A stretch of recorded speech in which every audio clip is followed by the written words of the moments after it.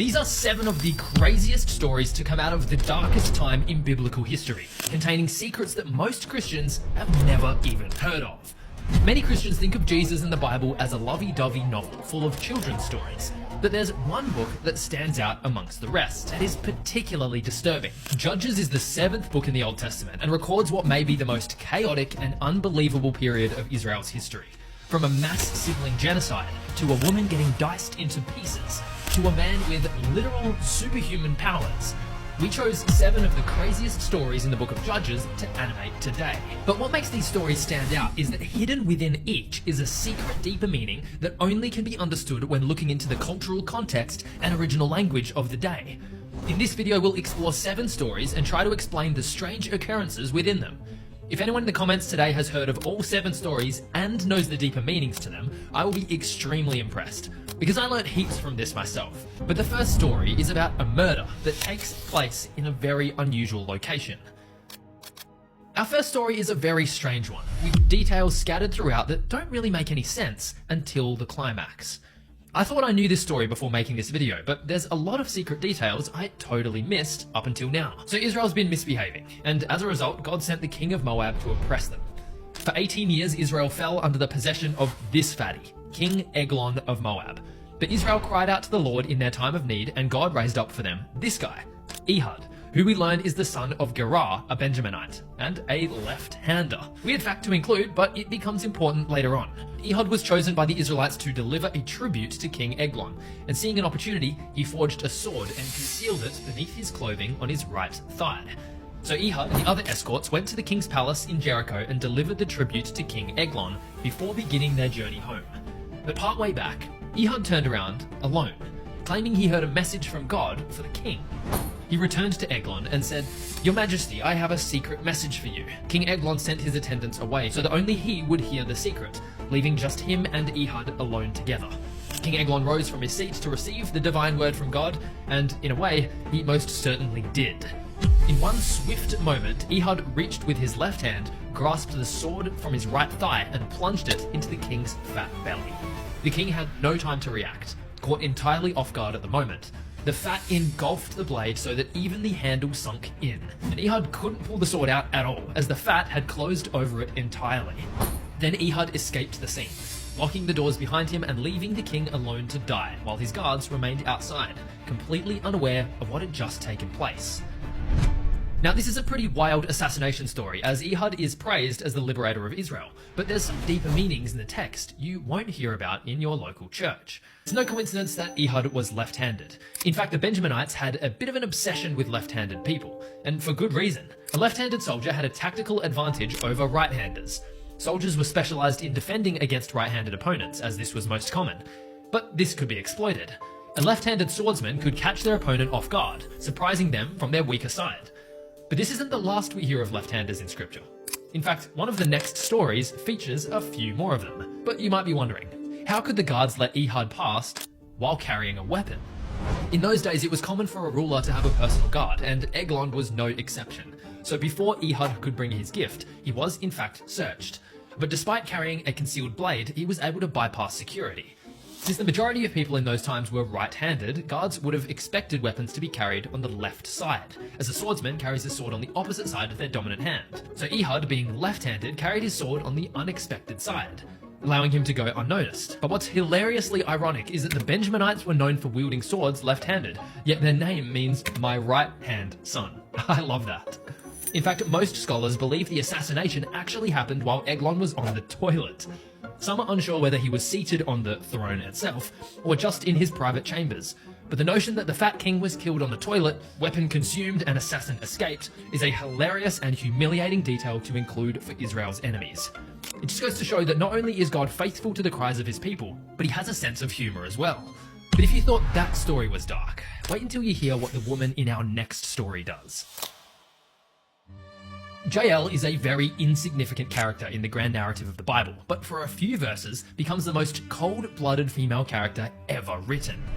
Her story starts with Israel misbehaving. I'm starting to see a theme here. And as a result, King Jabin of the Canaanites has taken them captive. This time Israel was severely oppressed for over 20 years. Deborah was the judge in Israel at the time. a female judge who carried out justice under the palm of Deborah.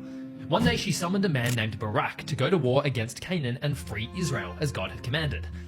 There was one name on the lips of all the Israelite soldiers, the enemy commander named Sisera. Take him out and the war would be won. So Barak and Deborah go to war together and face Sisera's 900 iron chariots, elite technology of the day, and miraculously triumph over his army. Sisera himself abandons his chariot and flees on foot, running for his life. He reached the house of Heber the Kenite, who happened to be an ally of Sisera, and here's where Jael is introduced. Jael is the wife of Heber, the owner of the house. She welcomes the fleeing Sisera into her tent and provides him milk to drink and a blanket for covering. He tells her to stand in the doorway of the tent and dissuade anyone from coming inside to keep his location a secret. But Jael had other ideas. While Sisera slept, she quietly grabbed a tent peg and a hammer, snuck into his room and drove the tent peg through his skull, killing him instantly. Barak arrived on the scene not long after, and Jael showed him the defeated commander, dead in her tent, the peg still sticking out.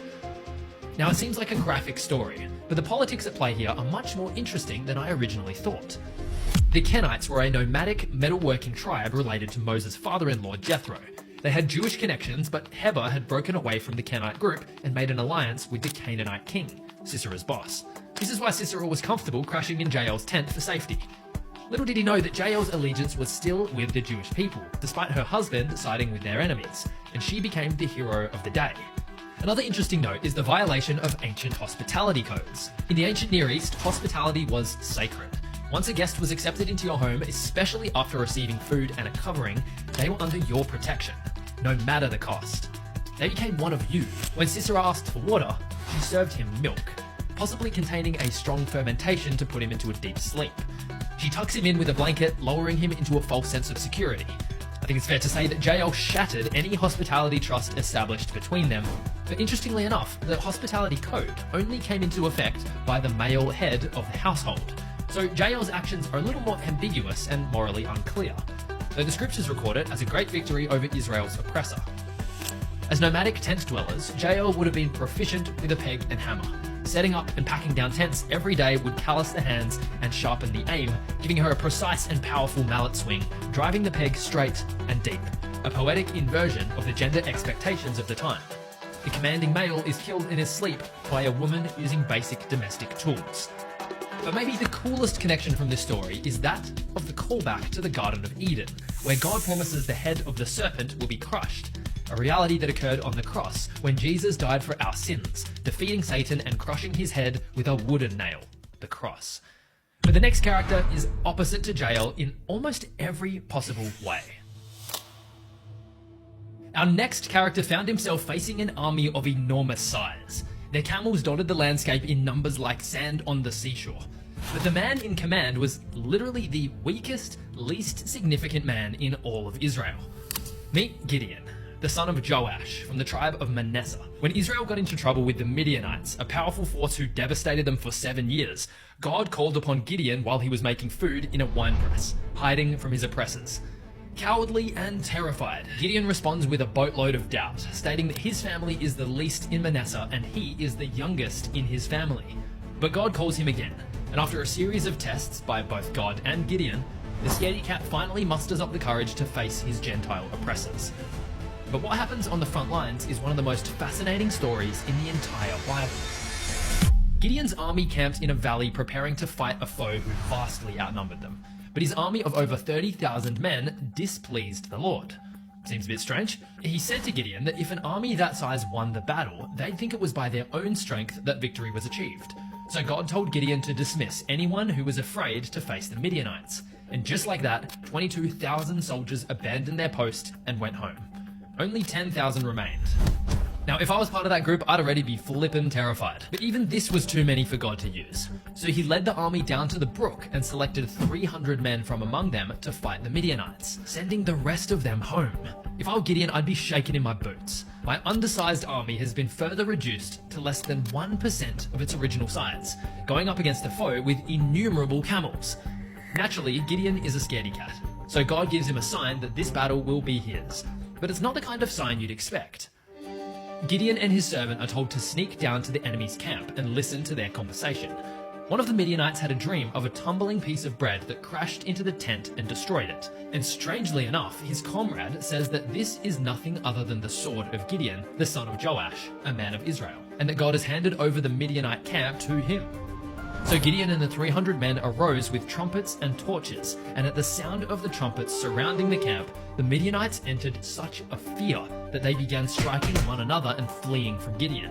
An unreal victory for a very timid man of God. But the story goes much deeper than most people think. The location at which God told Gideon to allow the soldiers who were scared to leave was called En-Harod. In Hebrew, the word for this is very similar in sound to the words for fearful and trembling. It's ironic that at the location known as Fear Spring, God sent 22,000 scaredy cats back home, adding to the theme of courage, while mixing in some ironic humour. That's one thing I'm noticing about God through the book of Judges. He has this very strange sense of humour. One thing I didn't mention is how God chose the final 300 soldiers for Gideon's army. It was a strange process where he tested different methods of drinking from the stream. Those that lapped the water like a dog were sent home, while those who cupped it in their hands were kept on. Historians don't exactly know why God chose this method. Perhaps it distinguished soldiers who were ready for battle from those who could be caught unawares. Perhaps that method of drinking positioned the body as if bowing to an idol in Baal worship. The detail is just another reason why I say that God is utterly unpredictable. The camp of Midian is also interesting in itself. It's described in hyperbolic language, but it is called a camp, suggesting that the Midianites were nomadic raiders who travelled around the lands Israel occupied, raiding and pillaging whatever they saw fit. This caused the Israelites to bring crucial resources like food into secret places like mountain dens for protection. Gideon himself is introduced squatting in a private cellar making food in secret. But this next detail is quite interesting as well. The rolling bread the Midianite saw in his dream was barley bread, often considered food for the poor, made with cheaper ingredients. The fact that the Midianite interprets that as a picture of Gideon shows their view of him, a weak man from a weak family in a weak clan.